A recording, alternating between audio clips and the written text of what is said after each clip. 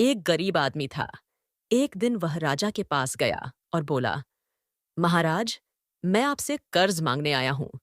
कृपा कर आप मुझे 5,000 स्वर्ण मुद्राएं दें। मैं 5 वर्ष के अंदर आपकी मुद्रा वापस कर दूंगा। राजा ने उसकी बात पर विश्वास कर उसे 5,000 स्वर्ण मुद्राएं दे दी। 5 वर्ष बीत जाने के बाद भी जब उस व्यक्ति ने राजा के 5,000 स्वर्ण मुद्राएं नहीं लौटाए, तब राजा को मजबूरन उसके घर जाना पड़ा। लेकिन वहां वह व्यक्ति नहीं मिला। जब भी राजा वहां जाता, बहाना बनाकर उसे वापस भेज दिया जाता। एक दिन फिर राजा उस व्यक्ति के घर गया। वहां और कोई तो नहीं दिखा। एक छोटी लड़की बैठी थी। राजा ने उसी से पूछा, तुम्हारे पिताजी कहाँ हैं? लड़की बोली, पिताजी स्वर्ग का पानी रोकने गए हैं। राजा ने फिर पूछा, तुम्हारा भाई कहाँ है? स्विंगल लड़की बोली, बिना झगड़ा के झगड़ा करने गए हैं। राजा के समझ में एक भी बात नहीं आ रही थी, इसलिए वह फिर पूछता है, तुम्हारी माँ कहाँ है? लड़की बोली, माँ 1 से 2 करने गई है। राजा उसके इन ऊल जुलूल जवाब से खींच गया। वह गुस्से में पूछता है, और तुम यहां बैठी क्या कर रही हो? लड़की हंसकर बोली, मैं घर बैठी संसार देख रही हूं। राजा समझ गया कि लड़की उसकी किसी भी बात का सीधा जवाब नहीं देगी, इसलिए उसे अब इससे इन बातों का मतलब जानने के लिए प्यार से बतियाना पड़ेगा। राजा ने चेहरे पर प्यार से मुस्कान लाकर पूछा, बेटी, तुमने जो अभी अभी मेरे सवालों के जवाब दिए, उनका मतलब क्या है? मैं तुम्हारी एक भी बात का मतलब नहीं समझ सका। तुम मुझे सीधे सीधे उनका मतलब समझाओ। लड़की ने भी मुस्कुराकर पूछा, अगर मैं सभी बातों का मतलब समझा दूं, तो आप मुझे क्या देंगे?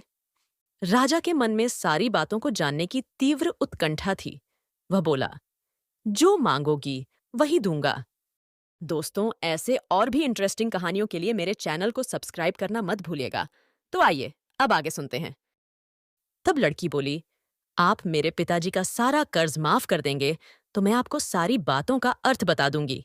राजा ने कहा, ठीक है, मैं तुम्हारे पिताजी का सारा कर्ज माफ कर दूंगा। अब तो सारी बातों का अर्थ समझा दो। लड़की बोली, महाराज, आज मैं आपको सारी बातों का अर्थ नहीं समझा सकती। कृपा कर आप कल आएं। कल मैं जरूर बता दूंगी। राजा अगले दिन फिर उस व्यक्ति के घर गया। आज वहां सभी लोग मौजूद थे। वह आदमी, उसकी पत्नी, बेटा और उसकी बेटी भी। राजा को देखते ही लड़की पूछी, महाराज, आपको अपना वचन याद है ना? राजा बोला, हाँ, मुझे याद है। तुम अगर सारी बातों का अर्थ बता दो, तो मैं तुम्हारे पिताजी का सारा कर्ज माफ कर दूंगा। लड़की बोली, सबसे पहले मैंने यह कहा था कि पिताजी स्वर्ग का पानी रोकने गए हैं। इसका मतलब था कि वर्षा हो रही थी और हमारे घर की छत से पानी टपक रहा था। पिताजी पानी रोकने के लिए छत को छा रहे थे, यानी वर्षा का पानी आसमान से ही गिरता है, और हम लोग तो यही मानते हैं कि आसमान में ही स्वर्ग है। बस, पहली बात का अर्थ यही है। दूसरी बात मैंने कही थी कि भैया बिना झगड़ाड़ के झगड़ा करने गए हैं। इसका मतलब था कि वे रेंगनी के कांटे को काटने गए थे। अगर कोई भी रेंगनी के कांटे को काटेगा, तो उसके शरीर में जहां तहां कांटा गड़ ही जाएगा, यानी झगड़ा नहीं करने पर भी झगड़ा होगा और शरीर पर खरोंचें आएंगी। राजा उसकी बातों से सहमत हो गया। वह मन ही मन उसकी चतुराई की प्रशंसा करने लगा।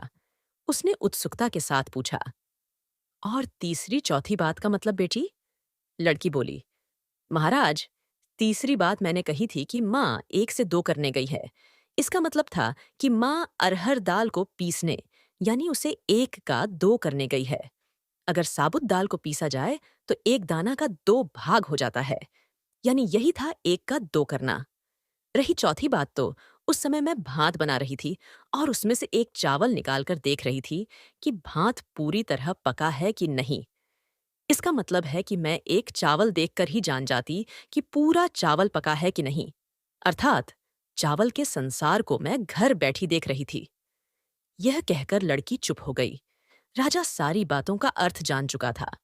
उसे लड़की की बुद्धिमानी भरी बातों ने आश्चर्य में डाल दिया था। फिर राजा ने कहा, बेटी, तुम तो बहुत चतुर हो, पर एक बात समझ में नहीं आई कि यह सारी बातें तो तुम मुझे कल भी बता सकती थी। फिर तुमने मुझे आज क्यों बुलाया?